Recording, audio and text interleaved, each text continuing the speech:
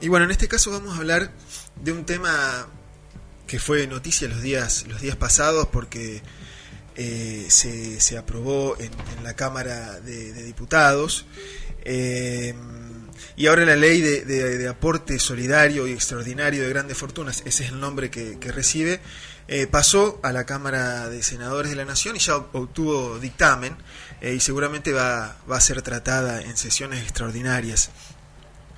Y para hablar de este tema, para hacer un análisis de este proyecto de ley, la Sociedad Rural propone a un entrevistado que fue expresidente de Carvap, es actual tesorero de Carvap,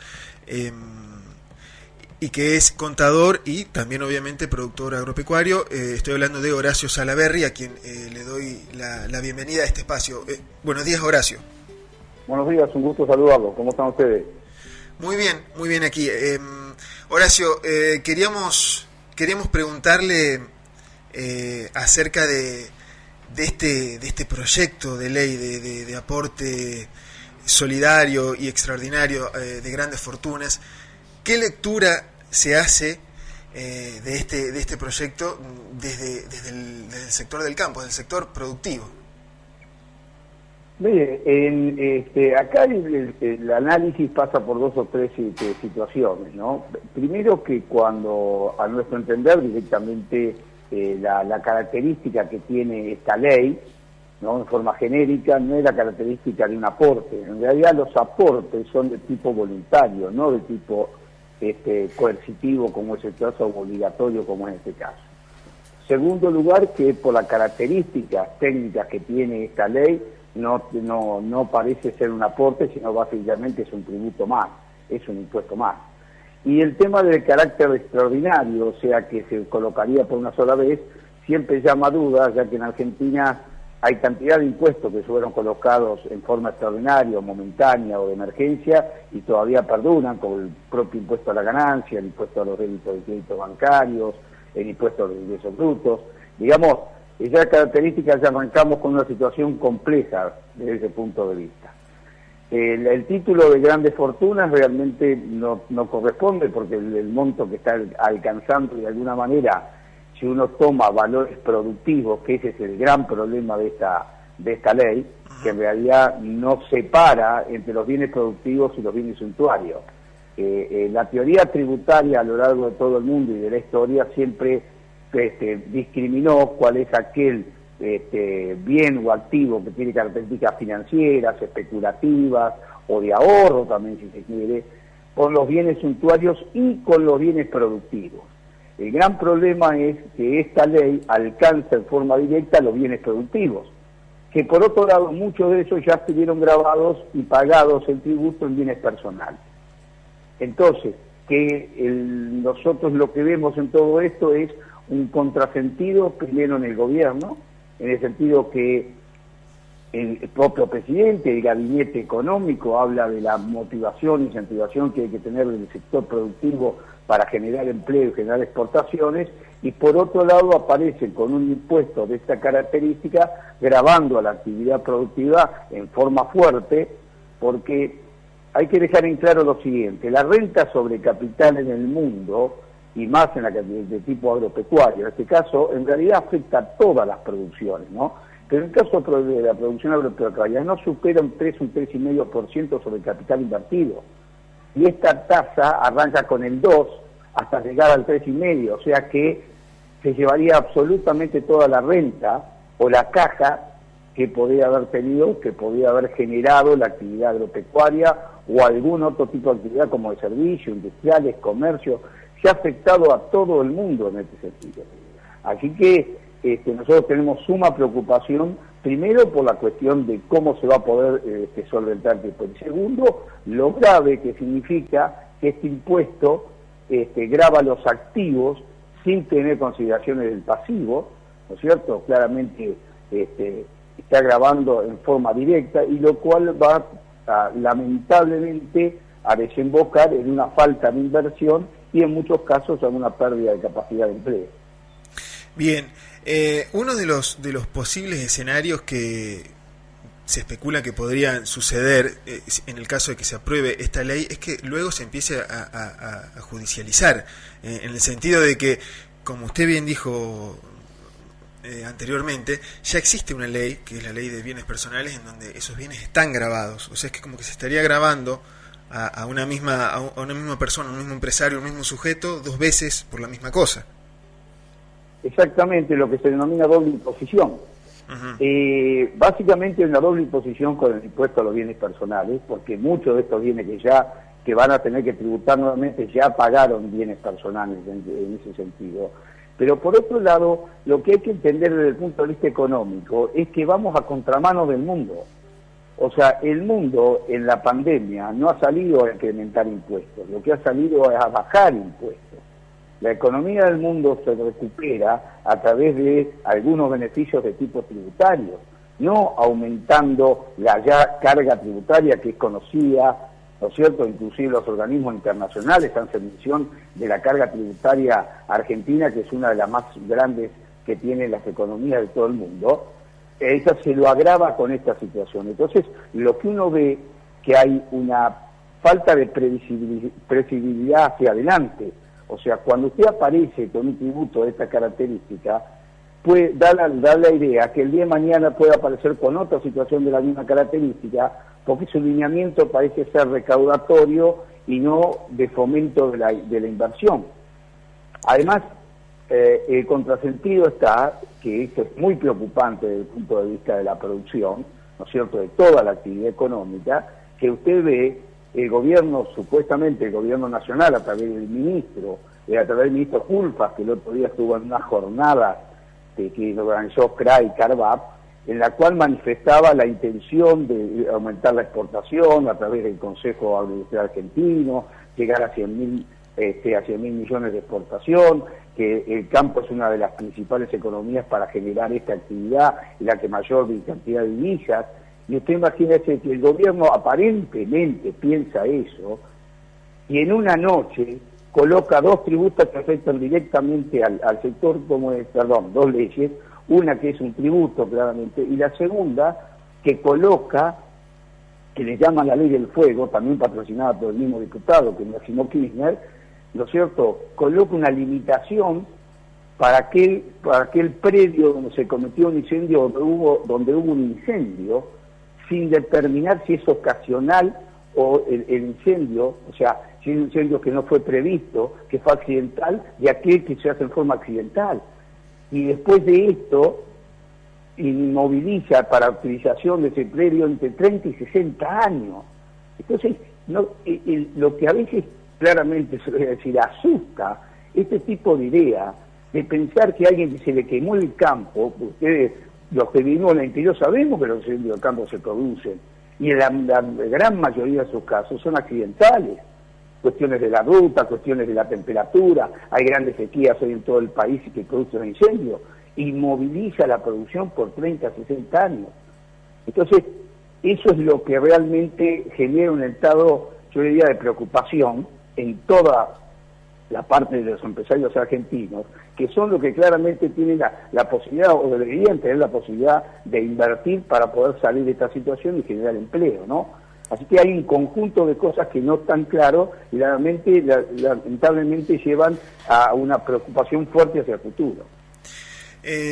Horacio, quisiera consultarle acerca de, digamos, del panorama, de lo que se prevé que puede llegar a pasar en la Cámara de Senadores. Quisiera saber, en definitiva, cómo son los números, si el oficialismo va a tener una aprobación sencilla, si no va a ser tan así, si puede ser que el proyecto sea vetado. ¿Cuál es el panorama político que tenemos enfrente?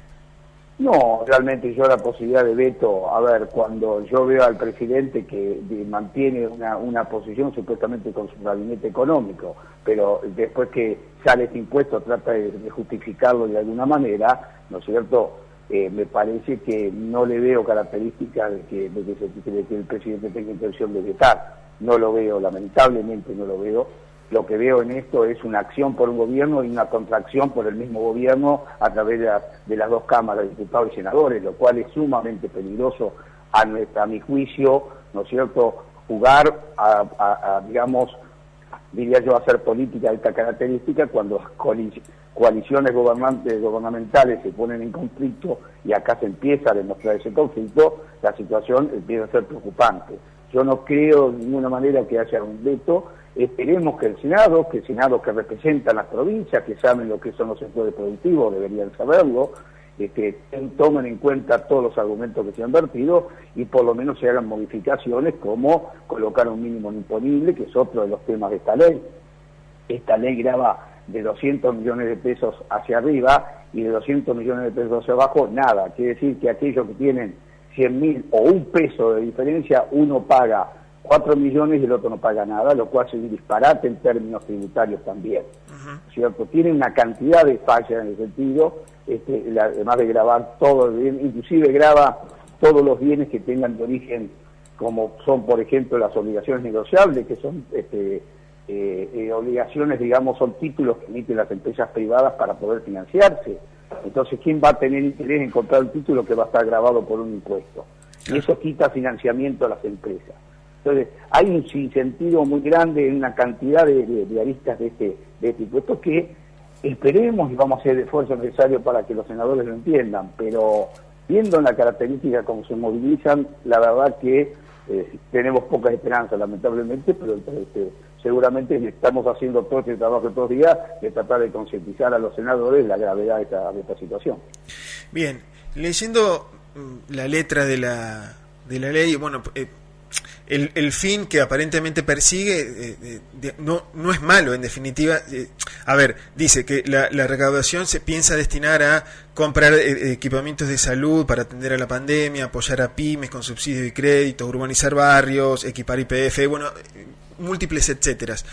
¿Ustedes ven realmente que esa recaudación se destine para eso o es otro de los miedos que se plantea? Mire, yo en eso distinguiría dos cosas. Primero, que el primer punto donde dice que el 20% se afecta directamente a la pandemia tiene un claro destino, que es el tema supuestamente de los gastos que hacen a los gastos para atendimiento de atender la salud. Los otros tres que siguen realmente no tienen que ver con ese entendimiento, sino tienen que ver con una cuestión de tipo asistencialista, ¿no es cierto?, claramente. Y el quinto punto tiene que ver con un plan de gasto directamente. Entonces estamos viendo que supuestamente creamos un tributo que debería asistir a la pandemia, pero los destinos tienen asistencialismo de alguna manera que tal vez sea necesario. A ver, vamos a ser claros en esto. Tal vez necesitemos 10 veces el importe de este tributo. El problema es quién lo puede pagar. A ver, las teorías económicas son simples, como uno en la casa de uno, ¿no? Uno puede necesitar una cantidad de cosas, pero el tema es cómo lo gano, cómo los recursos, cómo lo tengo. Tengo que vender algo para tener eso, entonces, ¿cómo es? Entonces en economía es exactamente igual. Uno puede tener una cantidad de necesidades como la que tenemos, pero no hay capacidad para poder generar ese dinero. O que el gobierno lo ahorre en otros sectores donde los gasta, que también es un tema a considerar, ¿no? Porque reducir el gasto público. Porque se gasta, exactamente, porque se gasta mal. El gasto público existe en todo el mundo, el tema es el mal uso del gasto público, ¿no? El uso abusivo, el uso clientelar, el uso en cuestiones que tienen que ver más con la política que con las acciones directas que benefician al ciudadano, ¿me entiendes? Entonces, vamos a ser claros, necesidades, pero tenemos, todo el mundo tiene necesidades, todos los países, por grandes que sean. El tema es que nadie se pone a querer vender las cosas o a matar a quien puede llegar a generar los ingresos para poder mantener. Entonces, las necesidades están, el tema es qué posibilidades hay de generar los recursos para eso. Bien. Bueno, estamos hablando con Horacio Salaverry, que es dirigente rural de Carvap. Horacio, le voy a hacer la última pregunta porque sé que tiene una mañana ocupada. Quisiera, es algo de futurología lo que le voy a preguntar. Tal vez es difícil hablar de esto en ese sentido, pero quisiera saber si en el caso de que se apruebe este proyecto en la Cámara de Senadores, las entidades rurales tienen pensado tomar alguna medida de fuerza o no. Primero, nosotros estamos conversando con otras entidades que no son de origen agropecuario, sino de sectores que hacen a las actividades financieras, a las actividades del comercio, la actividad de la construcción, todas las actividades industriales, donde estamos evaluando una acción conjunta en ese sentido. Ya ha habido un comunicado en la provincia de Buenos Aires, CARVAP, de la mesa de la producción de la provincia de Buenos Aires, junto con FEBA, con SEDVA, estuvimos con la Unión Industrial de la provincia de Buenos Aires, con FEBA, con todas las que hacen al comercio, a la industria y en la provincia de Buenos Aires, con un comunicado conjunto, porque todas estas cámaras, como la nuestra, se sienten todas sus producciones, todos sus servicios, todo su comercio se siente afectado por este tributo. Así que las 5 representantes de la actividad económica de la provincia de Buenos Aires ya nos hemos manifestado en contra de esto. Claramente veremos más adelante qué situaciones queda, si es la utilización de tratar de recurrir a la justicia, a los modos de que por lo menos se pueda de alguna manera evitar la doble imposición y la inconstitucionalidad sino de este tributo. Y después se verá también si corresponde a algún tipo de línea de acción directa o algún otro tipo de cuestiones que se puedan ir planteando, porque lamentablemente la situación cuando este tributo sea liquidado va a ser muy compleja y a nuestro entender en muchos por lo menos del sector agropecuario y lo que hemos charlado con los otros sectores, va a ser de imposible pago. Usted tiene que tener en cuenta que las empresas, uno cuando hace un balance, cualquier persona que ejerce una actividad económica y quien no la ejerce también, que era de profesional o de servicio o en su casa mismo, tiene lo que se llama los valores de caja, que son un poco el capital de trabajo que le sirve para ir moviéndose, ¿no es cierto? Para ir trabajando, es ese dinero diario que existe. Y esto va a afectar en forma directa, en principio, a todo eso. O sea, va a desaparecer la caja, lo cual es desaparecer el capital de trabajo. Para renovar ese capital de trabajo, lamentablemente, va a haber que hacer disposición de activos, o sea, se va a descapitalizar la empresa. Entonces, habrá que ver qué alternativa el productor ante la alternativa de tener que vender activos o no poder encarar de alguna manera una nueva siembra, una capitalización de hacienda o lo que fuera dentro de los tambos o otra actividad económica. Vamos a ver por dónde opta, ¿no? Pero nosotros entendemos que va a ser, de difícil cumplimiento este tributo. Bien. Bueno, Horacio, le agradecemos. Muchísimas gracias por su tiempo. No, al contrario, un placer y que tenga muy buenos días. Muchas gracias. Igualmente.